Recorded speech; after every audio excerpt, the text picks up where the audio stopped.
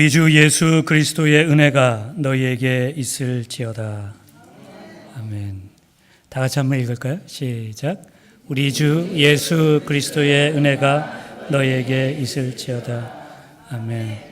마크 트와인이라는 분이 계십니다. 그분이 자주 하시던 말씀인데요. 이렇게 케이지 안에 어떤 실험을 했다는 거죠. 이렇게 장 하나 만들어 놓고 여기다가 거기 안에 개하고 고양이를 넣었대요. 잘 지내나 못 지내나 어떻게 됐을까요? 잘 지냈어요. 개하고 고양이하고 잘 지냈다는 겁니다. 그래가지고 또 그렇구나. 그럼 거기다 그 다음에 새를 넣고 돼지를 넣고 거기다 염소를 넣었답니다. 처음엔 조금 어려움이 있었던 것 같아요. 근데 조금 지나니까 하여튼 잘 지내요. 잘 지내요. 그래가지고 그 다음에 뭘 넣었냐면 그 다음에 침례교인, 장로교인, 캐톨릭 신자를 넣었답니다. 그랬더니 뭐라 그랬냐면 soon there was not a living thing left. 살아남은 게 하나도 없다는 거죠. 인간이 얼마나 고집스러우냐면 자기랑 다른 사람들을 전혀 용납하지 못하는 경우가 대부분입니다. 동물들보다도 못한 경우가 많다는 거죠. 동물들보다도 못한 경우.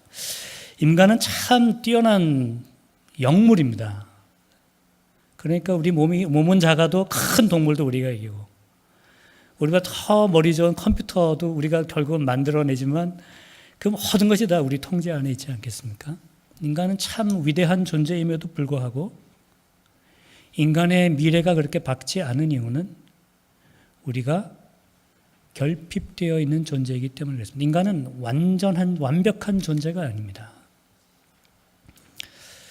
인간이 얼마나 연약한 존재인지, 우리 안에 있는 이 죄라고 하는 것이 얼마나 힘이 센지 몇 가지 그 실험 결과를 보면 알 수 있습니다. 1971년에 필립 짐바르도라고 하는 스탠포드 교수가 형무소, 그러니까 프리즌 익스퍼리먼트를 한 적이 있어요. 교도소 실험을 한 적이 있습니다. 아주 정상적인 사람이에요. 여러분하고 저같이 아주 정상적인 사람. 저를 비정상적으로 보시나요, 지금?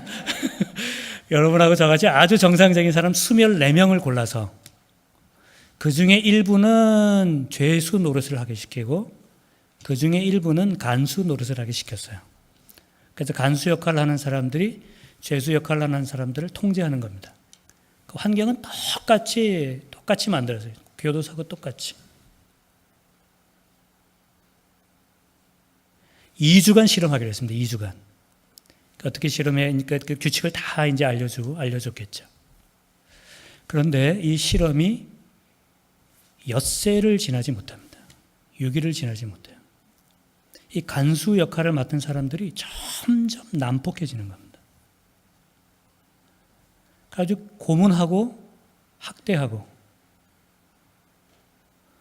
이걸 55명의 사람이 리서처가 그걸 지켜봤어요. 그리고 그 중에 또 죄수 중에 몇 명을 뽑아서, 그러니까 죄수 역할을 하는 사람이 있고 간수 역할을 하는 사람이 있잖아요. 이 간수 역할을 하는 사람들이 죄수들을 통제하기 위해서 죄수들 중에 역할을 하는 사람 중에 몇 명을 뽑아가지고 이 사람들 좀 통제해라 이렇게 맡겼더니 그 일 맡은 사람들도 난폭해지기 시작하는 겁니다.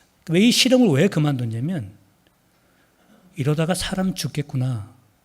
그러니까 이게 그러니까 사람의 목숨까지도 뺏을 지경까지 이르니까 너무 위험해서 실험을 더 이상 진행할 수가 없었어요.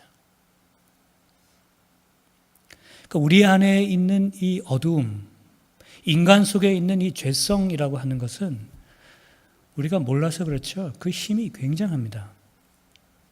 요즘 미투 운동이 한창이죠. 그러니까 정말 주여, 정말 주여. 근데 그 미투 운동의 특징이 뭐냐면 피해자들은 대부분이 연약한 사람이고 가해자들은 대부분이 힘이나 돈이나 권력이 있는 사람입니다. 이게 인간의 특징이에요. 내가 무엇인가를 가지면 항상 연약한 사람들을 향해서 무엇인가를 뺏으려고 하는 경향이 있습니다. 그것을 하나님께서 우리에게 죄라고 알려주신 것입니다. 어떤 인간도 이 죄에서 자유롭지 않습니다. 우리가 미투 운동 보면서 정말 생각지도 않은 사람들이 그런 일에 발각이 되고 고발이 되고 하지만 사실 여러분 솔직히 꼭 그런 문제가 아니더라도 내 안에 또 다른 미투, 나 스스로가 하나님 앞에서 떳떳하게 설 수 있는 사람은 여기 아무도 없을 것입니다. 인간이 아무리 머리가 뛰어나고 인간이 아무리 능력이 있어도 내 안에 있는 그 결핍, 부족함, 연약함을 우리가 극복하지를 못하는 것입니다. 제가 아이 키우면서 펑펑 운 적이 몇 번 있는데 제일 처음 울었을 때요. 제일 처음 울었을 때. 저희 큰애가 이제 또 우리 가족 얘기 하지 말라고 그랬는데 저희 아내가 저희 큰애가 낳고 둘째가 거의 이제 2년 터울로 났어요. 그러니까 애가 둘째가 나면은 큰애가 질투하잖아요. 그러니까 이제 찔러도 보고 이렇게 이렇게 하더라고요.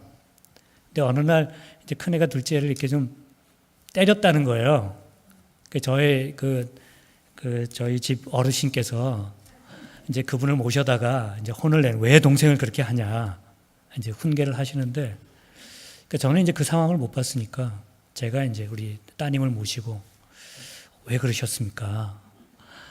정말 그러셨습니까? 그랬더니 이분이 나는 그런 일이 없다는 거예요. 그래서 제가 저희 아내한테 아니 애가 그런 일이 없대잖아. 안 그랬대잖아. 그러고 있는데요.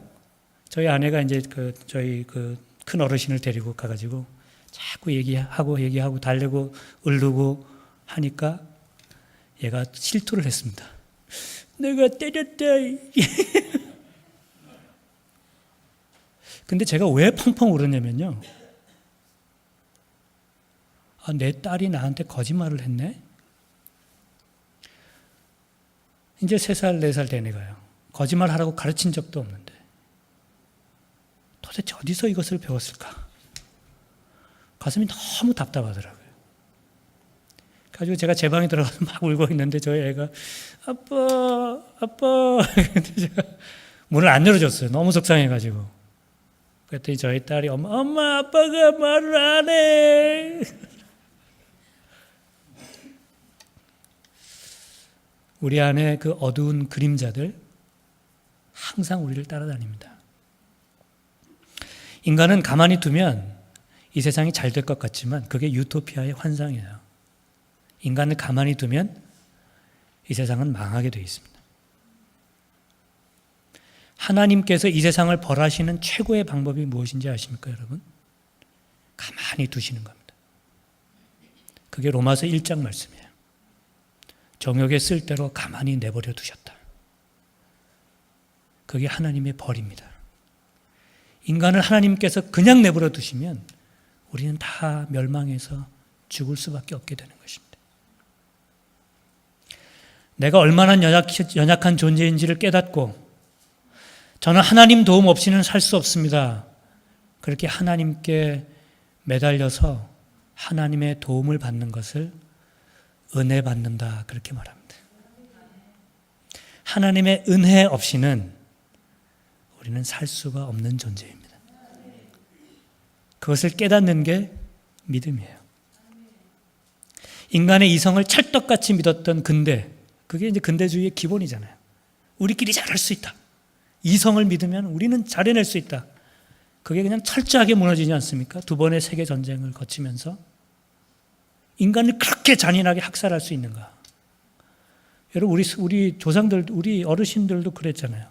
일본 사람들한테 실험당하고 정신대로 고난당하시고 생체 실험 당하시고, 그러니까 인간이 얼마나 약한 존재인지가 역사를 통해서 다 드러나는 것입니다. 그렇기 때문에 여러분과 저는 누군가의 도움 없이, 하나님의 은혜 없이 살아갈 수가 없는 존재입니다. 과학이 아무리 발달해도요, 인간의 지식이 아무리 쌓여도, 돈이 아무리 많아져도 이 세상을 구원할 수 없습니다. 여러분 한번 생각해 보십시오. 역사를 한번, 저도 잘 아는 건 아니지만 인간의 역사를 한번 잘 보세요. 돈이 없어서, 힘이 없어서, 그 시대 그 조건에 맞는 과학 기술이 부족해서 인간이 멸망한 경우는 없습니다. 그 안에 탐욕과 정욕과 욕심이 있었기 때문에 인간 사회가 멸망해 온 것입니다. 여러분, 이 미국 사회가 왜 멸망할까요? 돈이 없어서가 아닙니다, 여러분. 하나님에게서 떠나면 망하는 것입니다. 그것이 인간의 마지막인 것이죠. 결론은 너무 확실합니다. 여러분과 저는, 우리 모두는 하나님의 은혜가 있어야 합니다. 하나님의 은혜만이 이 죄의 그림자에서, 이 죄의 권세에서 우리를 건져내시는 것입니다. 데살로니가 전서 마지막에 섰습니다. 바울이 오늘 데살로니가 성도들에게 마지막으로 한마디 그렇게 적었습니다. 우리 주 예수 그리스도의 은혜가 너희에게 있을지어다. 사실은 이거 시작하면서도 그랬어요. 시작하면서도. 지난주, 지지난주에 성령을 소멸하지 말며 예언을 멸시하지 말고 범사에 헤아려 좋은 것을 취하고 악은 어떤 모양이라도 버리라. 데살로니가 전서 5장 19절 22절 말씀 다 외우셨죠? 한번 해볼까요? 성령을 소멸하지 말며 예언을 멸시치 말고 범사에 헤아려 좋은 것을 취하고 악은 어떤 모양이라도 버리라. 이 하나님의 말씀, 그 하나님의 은혜의 말씀을 붙들고 살지 않으면 인간은 멸망하는 것입니다. 이 연약한 우리가 하나님의 도움을 받으며 사는 것, 그것이 은혜 받으며 사는 것입니다. 지난주에 제가 말씀드렸죠. 데살로니가전서 5장 23절 24절 말씀. 평강의 하나님이 친히 너희를 온전히 거룩하게 하시고 또 너희의 온 영과 혼과 몸이 우리 주 예수 그리스도께서 강림하실 때에 흠 없게 보존되기를 원하노라.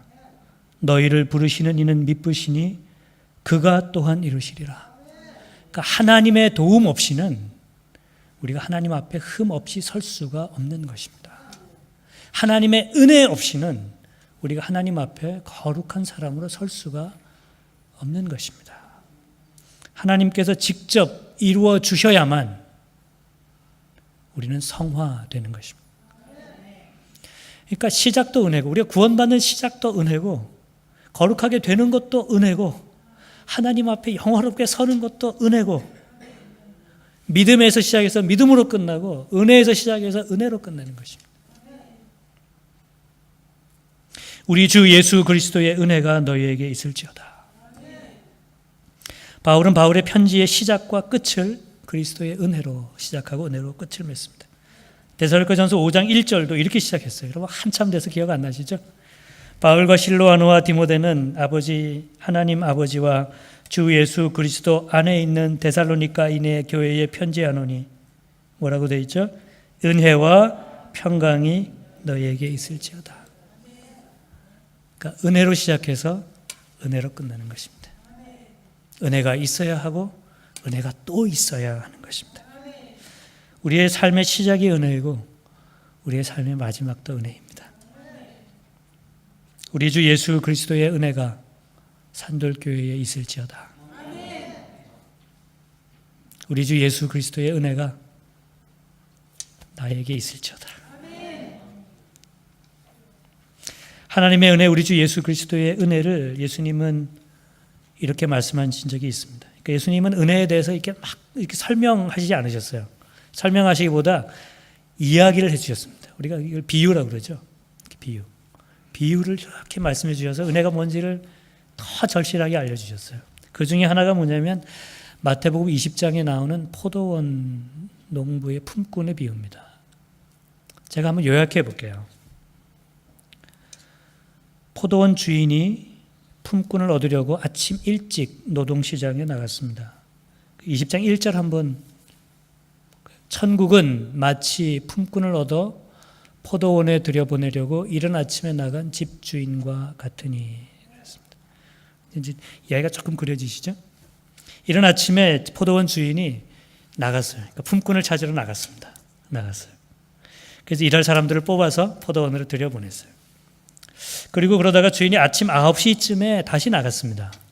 다시 나갔어요. 나가보니까 사람들이 서 있었어요.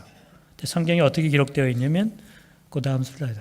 또 제3시에 나가보니 장터에 놀고 서 있는 사람들이 또 있는지라 그랬습니다. 그러니까 놀고는 막 이렇게 재밌게 놀고가 아니라 할 일이 없어서, 일이 없어서. 그러니까 아침에 일꾼들을 들여보냈는데 나가니까 사람들이 그냥 일이 없어서 서 있는 사람들이 있었어요. 그래서 주인이 너도 들어가라. 내가 잘해주겠다. 내가 잘 페이해주겠다. 그러고 들어갔습니다. 12시쯤에 또 나갔어요. 주인이. 근데 거기 사람들이 또 있네요. 오후 3시에도 나갔습니다. 오후 5시에도 나갔습니다. 그 사람들 일꾼을 자꾸 들여보냈어요. 예수님이 5시에 나가서 가지고요. 왜 하루 종일 여기 서 있느냐 그렇게 물으셨습니다. 그랬더니 이 일꾼들이 뭐라고 그랬냐면 아무도 우리를 불러주지 않습니다. 그렇게 얘기했어요. 그 성경 한번 읽어볼까요? 제11시에 나가보니 서 있는 사람들이 또 있는지라 이르되 너희는 어찌하여 종일토록 놀고 여기 서 있으니까 왜 하루 종일 일을 하지 않고 여기 서 있느냐 그랬더니 이렇게 대답했습니다. 이르되 우리를 품꾼으로 쓰는 이가 없음이니이다 그랬습니다. 아무도 이 사람들을 불러주지 않았어요. 왜 이 사람들을 불러주지 않았을까요? 성경에는 기록이 없습니다. 그다음에 제 추측이에요. 일꾼 뽑을 때 먼저 실한 사람들 먼저 뽑았겠죠. 그래도 좀 힘 좀 쓰겠다. 그런 사람들 먼저 뽑았겠죠. 그 다음에 와서도 그나마 좀 괜찮은 사람들 뽑아갔겠죠. 그러니까 제일 마지막에 남은 사람들은 아무도 뽑아주지 않은 사람. 그냥 남겨진 사람들이에요. 이 사람 데려가 봐야 아무 쓸모 없겠다. 시간도 이미 지나버렸잖아요. 그러니까 이 사람은 하루 공치는 겁니다. 근데 제 생각에 이 사람이 하루만 공쳤을까? 며칠 됐는지 성경에는 기록이 없지만 아마 이 사람에게 관심 가진 사람이 별로 안 될 것 같아요. 그런데 포도원 주인이 가서 일해라. 또 놀라운 사실은 아침 일찍 들어온 품꾼이나 12시에 들어온 품꾼이나 3시에 들어온 사람이나 5시에 들어온 사람이나 주인이 똑같이 페이해 줬습니다. 한 데나리온을 똑같이 줬어요. 예수님께서 이것이 천국의 모습이다 그러셨습니다. 이것이 은혜를 설명하는 예수님의 방법이셨어요. 생각해 보십시오. 할 일 없고 놀고 서 있는 사람, 이미 일꾼이 충분한데 그 사람을 왜 불러서 한 데나리온을 주겠습니까? 이거는 현대 이 상식으로 이해가 되지 않아요. 이 자본주의 사회에서는 이해되는 행동이 아닙니다. 이 자본주의는요, 여러분 아시겠지만 회사에 이익이 되지 않으면 금방 내보냅니다. 회사가 힘들어지면 제일 먼저 하는 일이 사람을 내보내는 일입니다. 그런데 이 주인은 거꾸로 했어요. 거꾸로. 사람이 필요하지도 않은데 그 사람이 불쌍하니까 그냥 와서 일을 시키는 겁니다. 그리고 자기가 가지고 있는 것을 주는 거죠. 일도 요만큼밖에 안 했어요. 비교하면은 아침에 온 사람하고 비교하면은 일도 요만큼밖에 안 했는데 그냥 똑같이 주는 겁니다. 그것이 하나님의 은혜의 법칙입니다. 하나님의 은혜는 자격이 있어서 받는 것이 아닙니다. 하나님의 은혜는 내가 하루 종일 일했기 때문에 많이 받고, 하나님의 은혜는 내가 1시간밖에 일하지 않았기 때문에 덜 받고, 하나님께서 그렇게 하지 않으세요. 하나님께서는 우리에게 똑같이 그리스도의 은혜를 주십니다. 우리하고는 너무 다르죠? 우리는 마음에 드는 사람들 좀 더 잘해주고 싶잖아요. 그래도 좀 나한테 도움이 되는 사람들한테 잘해주고 싶잖아요. 그런데 이 주인처럼 하나님은 아무 도움이 되지 않아도 오히려 주인으로 보기에는 자기한테 손해가 돼도 그냥 그 사람이 너무 불쌍하니까 하나님의 은혜를 똑같이 주시는 겁니다. 그것이 하나님의 은혜예요. 제가 한번 정리해 보겠습니다. 하나님의 은혜는 그냥 주시는 겁니다. 무료예요, 무료. 우리가 하나님께 은혜 받아서 구원받는 것은 무료입니다. 여러분들이 뭐 자격이 있어서 하나님께서 주시는 거 아니에요. 따져보면 아무도 우리에게 관심이 없어서 아무도 우리를 불러주지 않습니다. 왜 하루 종일 거기 놀고 섰느냐? 아무도 나를 불러주지 않습니다. 그때 하나님께서 우리를 부르신 것입니다. 그때 내 삶에 예수 그리스도께서 다가온 것입니다. 그리고 이리 들어오라. 내가 똑같은 은혜로 너를 채우리라. 내가 자격이 있는 거 아니거든요. 내가 그만큼 일을 해서가 아니거든요. 하나님의 은혜는 그냥 우리에게 그렇게 주시는 것입니다. 그렇지만 하나님의 은혜를 받는 우리에게 하나님의 은혜는 무료이지만 은혜는 엄청난 대가를 치르게 되어 있습니다. 주인의 입장에서는 쓰지 않아도 되는 돈을 한 데나리온씩 몇 명이나 썼는지 몰라요. 그건 엄청난 손실이죠. 엄청난 대가를 은혜를 베푸는 사람의 입장에서는 그 손실을 책임지게 되어 있는 것입니다. 그러니까 내가 받는 하나님의 은혜는 무료이지만 거저 우리는 하나님의 은혜를 받지만 하나님께서 우리에게 그 은혜를 주시기 위해서 치르신 대가는 이 세상 어떤 것으로도 갚을 수가 없는 것입니다. 그분이 예수 그리스도세요. 하나님의 이 바보 같은 계산 방법 때문에 우리가 그리스도의 은혜를 누리는 것입니다. 하나님의 은혜의 세 번째 특징, 제가 지금 두 가지 말씀드립니다. 하나는 거저 주신다. 두 번째는 하나님께서 엄청난 값을 치르신다. 세 번째는 하나님의 은혜는 집중하십니다. 그게 무슨 말이냐면요, 하나님께서 나만 보고 계신 것처럼 나에게 은혜를 베푸신다는 것입니다. 생각해 보세요. 하나님께서 그 포도원 주인이 나가서 다른 생각하지 않았습니다. 일할 것 없어서 놀고 있는 그 사람만 본 거죠. 다른 계산하지 않으셨어요. 다른 생각하지 않습니다. 그 한 영혼에게 집중하는 거죠. 그것이 하나님의 은혜의 방법입니다.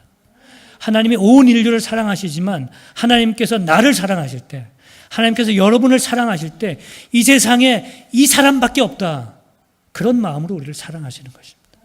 이 세상에 너밖에 없다. 여러분, 우리가 은혜로운 사람이 되려면요, 그렇게 사랑하셔야 됩니다.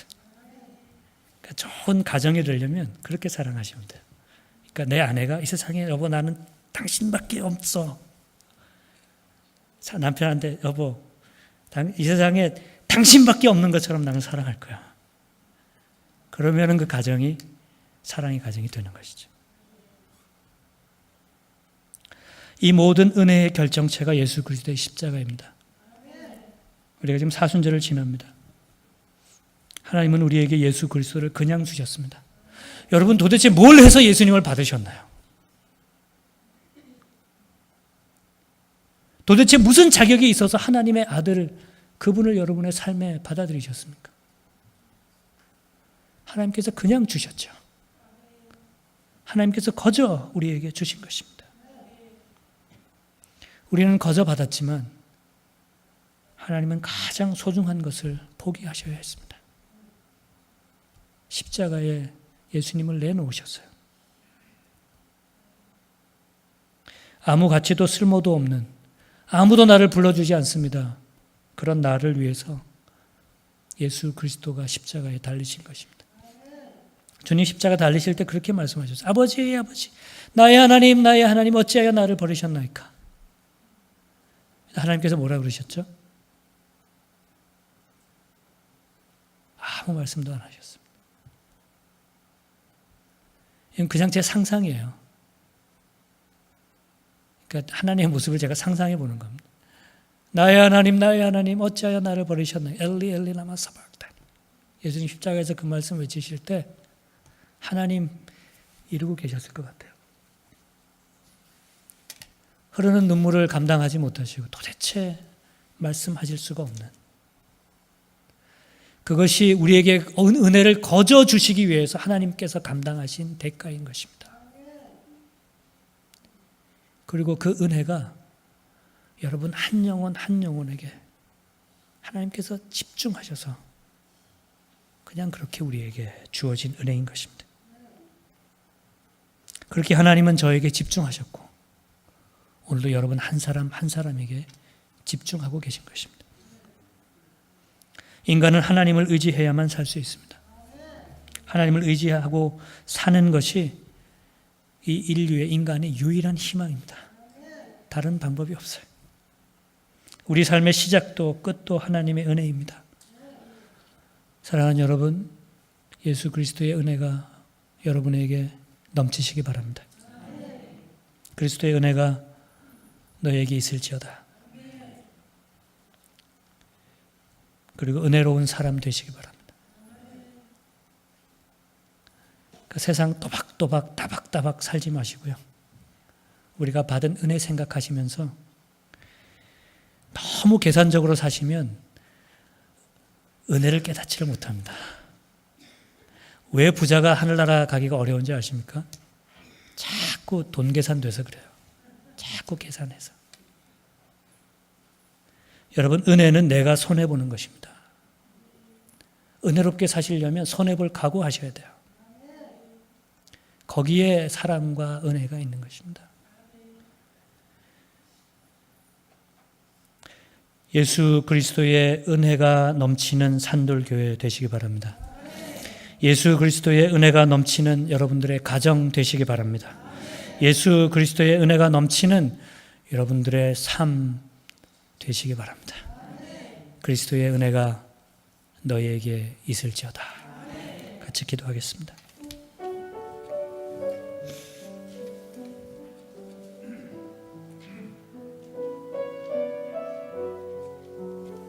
하나님께서 우리에게 주신 은혜를 우리가 어떻게 표현할 수 있을까요? 그 은혜를 우리가 어떻게 갚을 수 있겠습니까? 그런데 그냥 받고 말았습니다. 그 은혜로 살고 그 은혜로 죽는 것입니다. 그리고 이 땅에 사는 동안에 그렇게 은혜롭게 사는 것입니다. 너무 계산적으로 살지 않고 받은 은혜 생각하면서 나누어주고 보살펴주고 사랑해주고 손해 받는 그 손에 하나님께서 다 채워주시지 않겠습니까? 그렇게 은혜롭게 살다가 은혜롭게 죽는 사람 되게 하옵소서. 같이 한번 기도하겠습니다.